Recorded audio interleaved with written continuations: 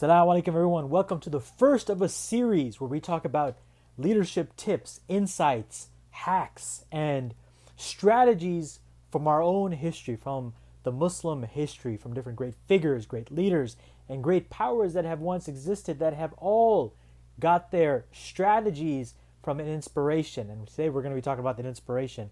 And that inspiration is none other than the Prophet Sallallahu Alaihi Wasallam, which this month is his birth month, the month of Rabi al-Awwal, where some people, they get ecstatic, go out there, march in the streets, and do a ton of other things in love of the Prophet ﷺ. But the true way of showing your love to him is following his teachings, understanding his sunnah, and how he was as a human being. Everything about his character was about connecting back to Allah subhanahu wa ta'ala. He is the embodiment of the Quran, right? He is the manifestation of all of the things that we learn in the Quran. It came out, it's manifested in his character and his teachings and how he interacted in the world.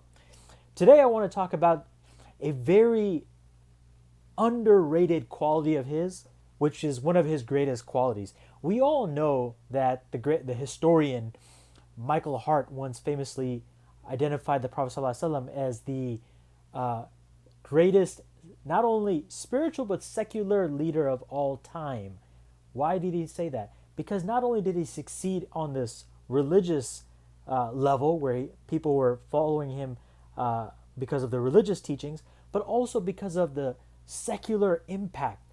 The many great civilizations or many great empires and groups of people that have come out and created great things for the world, from math, science, history, technology, through the inspiration that they had from the Prophet ﷺ's life is enormous. The list goes on, right? You can go out there and keep finding people that they perhaps created some worldly thing, but when you look back at the inspiration behind it, the true inspiration is because of their love of this deen. Now, the one quality I want to talk to you about that many people don't talk about enough is the Prophet ﷺ's ability to win hearts over. Now, in the West, we have many famous books like Dale Carnegie's How to Win Friends and Influence People. And one of the interesting things in that book, you'll notice very quickly after reading it, is that there's almost this obsession with prioritizing the other person. Because when somebody recognizes that you're prioritizing them, they start feeling love for the person that's prioritizing them, right? And this is only for some menial, secular, worldly objective, right? People go out there trying to act as if they're a friend of the other person so they can gain some financial favor, gain some whatever else, right? Whatever other benefit you're going to get from that person. But the reality is the Prophet ﷺ, what makes his teachings different is that he prioritized the other person because he wanted the best for that person in this life and the next life. And that's how he won people's hearts over, because he dealt with many difficult people of all different types, right? And if it was only about him, he could use his authority to call people to him, right? He could have persuaded them. He could have said, I'm the prophet of God, etc., etc., etc., etc., etc. But the reality is he understood people have different psychologies and different backgrounds, and you have to really speak to the person based off of their understanding of the world, their framework, their challenges, their dynamics, right? He spoke to an orphan very differently than he spoke to somebody that was enslaved, or a mother, or a cousin he had, whoever it is, right? He spoke to every single person based off of their particular background. And when you're able to do this and speak to that person's pain point, right, you have the ability to win that person over. And you're not just trying to win them over for them to like you. You're winning them over because you want to call them to a greater teaching, which is what the Prophet ﷺ did. He won hearts over to call them back to God, which is an incredibly powerful quality of his, which many of us underestimate, right? Many of us, we go out there and say, it's like this, it's like that, and you follow me or I'm done with you, right? But the Prophet ﷺ was not like that.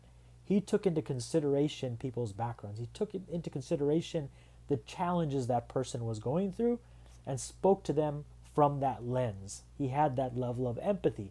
And when you have that level of empathy, you win people over, right?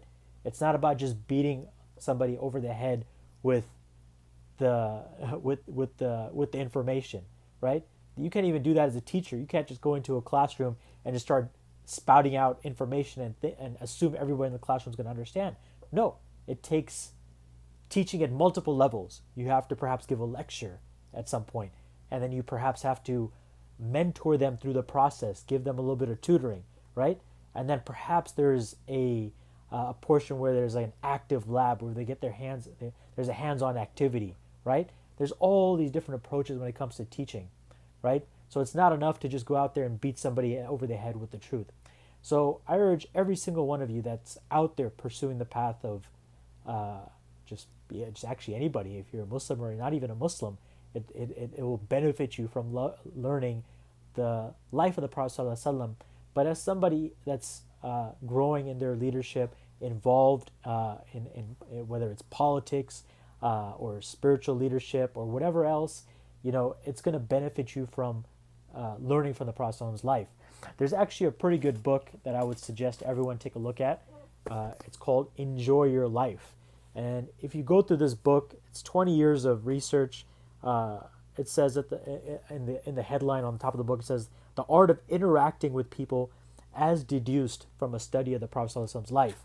And you go in throughout the book and you start to see in each chapter a different way the Prophet ﷺ dealt with people and dealt with that person's challenges and was able to win that person's hearts. And you can see all the different keys that are available to win people's hearts over.